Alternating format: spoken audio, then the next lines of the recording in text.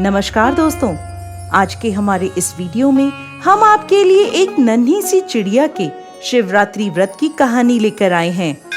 एक समय की बात है, शांतिपुर नाम का एक छोटा सा गांव था। उस गांव में एक सेठ और सेठानी रहते थे। सेठ और सेठानी बहुत धनी थे, परंतु दोनों कभी भी कोई भी पूजा पाठ, दान पुण्य आदि भगवत भक्ति के कार्य नहीं करते थे। एक समय एक नन्ही सी चिड़िया दूर से उड़ती हुई घोंसला बनाने की जगह की तलाश में सेठ सेठानी के आंगन में आ पहुंची। उनके आंगन में एक बड़ा सा पेड़ लगा था। चिड़िया ने उस पेड़ पर अपना घोंसला बना लिया और वहां रहने लगी। अब वो चिड़िया दाने की तलाश में सेठानी के घर की ओर देखने लगी। जब कई दिनों तक उसे सेठानी के घर से कुछ भी खाने को नहीं मिला, तो वो आसपास के घरों में जाकर दाना चुगने लगी। एक दिन चिड़िया ने सोचा, ऐसा क्या कारण है कि उसे इतने बड़े घर से अन्न का एक दाना भी नहीं मिल रहा। ऐसा सोचकर वो चिड़िया सेठ सेठानी के घर के छज्जे पर आकर बैठ गई, तो देखती है सेठ सेठानी अंदर आपस में बातें कर रहे थे। हम क्या करें, हमारे कोई संतान नहीं है। हमारे पास इतना सारा रुपए पैसा है, लेकिन इसे भोगने वाला कोई भी नहीं है। ऐसा कहकर सेठानी जी रोने लगी। सेठानी को रोता देख चिड़िया को बहुत दुख हुआ। अब चिड़िया रोज सेठ जी के घर के छज्जे पर जाकर बैठ जाती और उनकी बातें सुनती और देखती कि सेठ और सेठानी संतान की कामना से बहुत तड़प रहे हैं। सेठ सेठानी की ऐसी दशा देखकर चिड़िया को उन पर दया आने लगी। बिना बच्चों का जीवन निरर्थक है। निसंतान औरत बहुत दुखी रहती है। मुझे कुछ ऐसा करना चाहिए जिससे सेठानी जी को संतान प्राप्ति हो जाए। एक दिन वो चिड़िया मंदिर के आंगन में दाना चुग रही थी। तभी उसने पुजारी जी को कहते हुए सुना, फागुन का महीना शुरू हो गया है। कृष्ण पक्ष की चतुर्थी को महाशिवरात्रि का पर्व है। इस दिन भोलेनाथ की सच्ची भक्ति करने से प्रभु प्रसन्न होते हैं और सभी मनोकामनाएं पूर्ण करते हैं।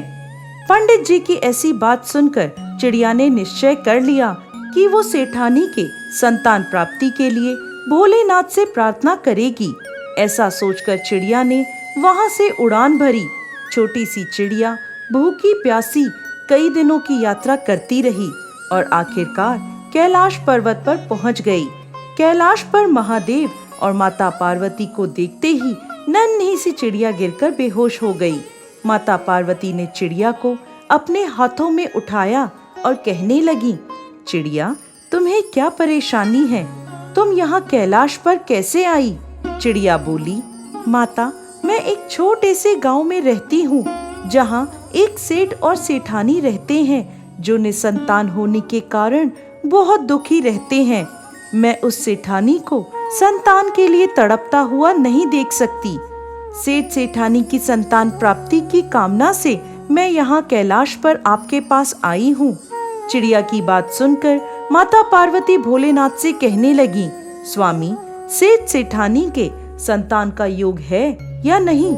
तब भोलेनाथ बोले, पार्वती, सेठ सेठानी के संतान का योग नहीं है, क्योंकि उन्होंने कभी भी कोई भी दान पुण्य, पूजा पाठ आदि भगवत भक्ति नहीं करी, इसलिए वो दोनों संतानहीन हैं। माता पार्वती बोली, स्वामी, ये छोटी सी चिड़िया इतनी दूर उन दोनों के लिए आई है, तो इसे खाली हाथ तो मैं नहीं जाने दूंगी। महादेव बोले, पार्वती, ये संसार सागर है, इसमें हर व्यक्ति किसी न किसी बात से दुखी है। तुम किस किस का दुख दूर कर पाओगी? पार्वती जी बोली, स्वामी, ये चिड़िया हमारे पास बहुत दूर से एक आस लेकर आई है, हम इसे खाली हाथ नहीं जाने दे सकते। तब भगवान भोलेनाथ बोले, चिड़िया, तुम्हारी भगवत भक्ति से हम बहुत प्रसन्न हैं। हम तुम्हें वरदान देते हैं कि आज से ठीक 9 महीने बाद सेठानी को एक सुंदर संतान की प्राप्ति होगी, लेकिन संतान प्राप्ति के बाद उन्हें भगवत भक्ति का भान, पूजा पाठ, दान पुण्य आदि करना होगा।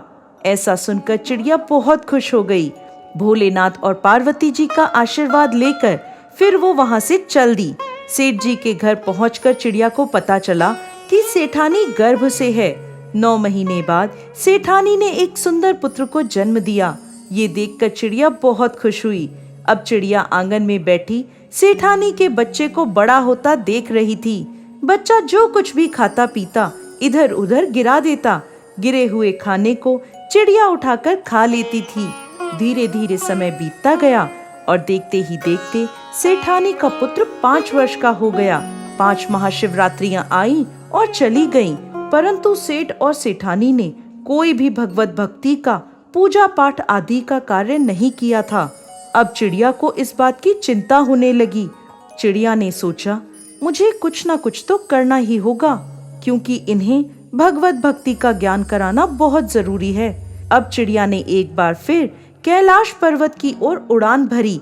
कई दिनों की यात्रा करने के बाद चिड़िया फिर से कैलाश पर्वत पहुंची। चिड़िया को देखते ही माता पार्वती बोली, चिड़िया, अब क्या परेशानी है? अब तो सेठ सेठानी को संतान भी मिल गई है। चिड़िया हाथ जोड़कर महादेव और माता पार्वती से प्रार्थना करने लगी और बोली, हे भगवान, मेरी एक समस्या है। सेठ सेठानी ने पुत्र प्राप्ति के बाद भी भगवत भक्ति नहीं करी है। मैं उन्हें ये बात कह नहीं सकती और वो दोनों ये बात समझ ही नहीं सकते। इसलिए आप दोनों को मेरी इस कार्य में सहायता करनी होगी। अब माता पार्वती भोलेनाथ से बोली, चिड़िया की बात बिल्कुल सही है, लेकिन उन्हें यह भान कैसे होगा? तब चिड़िया बोली, माता, आप और प्रभु दोनों उन्हें इस बात का भान कराएं कि वो अपने जीवन में कितनी बड़ी गलती कर रहे हैं। तब चिड़िया की बात मानकर माता पार्वती और शिव शंकर ने एक साधु और साध्वी का भेष धारण कर लिया और दोनों सेठ सेठानी के घर पहुँचे और वहां जाकर उन्होंने भोजन करने की इच्छा प्रकट करी। ये बात सुनकर सेठ और सेठानी बहाने बनाने लगे, इधर उधर देखने लगे। तभी उनका छोटा सा बेटा बाहर आया और हाथ पकड़कर भोलेनाथ और माता पार्वती को घर के अंदर ले गया और भोजन कराने के लिए बिठा दिया। तब अपने बच्चे की इच्छा देखकर सेठानी ने भोलेनाथ और माता पार्वती को भोजन कराया। तब वह बालक भी उनको भोजन कराने लगा। भोजन करने के बाद जब माता पार्वती और भोलेनाथ जाने लगे तो सेठ सेठानी बोले, हमसे यदि कोई गलती हो गई हो तो हमें क्षमा कीजिएगा। इस पर वह बोले, गलती तो तुम बहुत बड़ी कर रहे हो। ऐसा सुनकर सेठ सेठानी घबरा गए और बोले, साधु बाबा, हमें बताइए कि हमारी क्या गलती है, हमें क्या करना चाहिए? तब साधु बने भोलेनाथ बोले, तुम क्या समझते हो कि तुम्हारे नसीब में यह पुत्र था? ये तो एक चिड़िया की भक्ति के परिणाम स्वरूप तुम्हें प्राप्त हुआ है। उस चिड़िया ने तुम्हें संतान सुख तो दिलवा दिया, लेकिन भगवत भक्ति का लगाव तुम्हारा नहीं लगा सकी। आज से तुम दोनों पूजा पाठ, दान पुण्य आदि करो, गरीबों को भोजन कराओ, भगवत भक्ति में अपना मन लगाओ, जिससे तुम्हारे पुत्र को लंबी आयु प्राप्त होगी। यह सुनकर सेठ और सेठानी को बहुत पछतावा हुआ। अब उन दोनों के मन में भगवत भक्ति की लौ जल चुकी थी। वो दोनों खूब पूजा पाठ करने लगे और प्रभु का गुणगान करने लगे। फिर से एक बार जब फागुन मास की महाशिवरात्रि आई तो दोनों पति पत्नी ने शिवरात्रि का व्रत किया। पूरे विधि विधान से भोलेनाथ की पूजा करी और उनका आशीर्वाद प्राप्त किया। जय भोलेनाथ, जय माता पार्वती।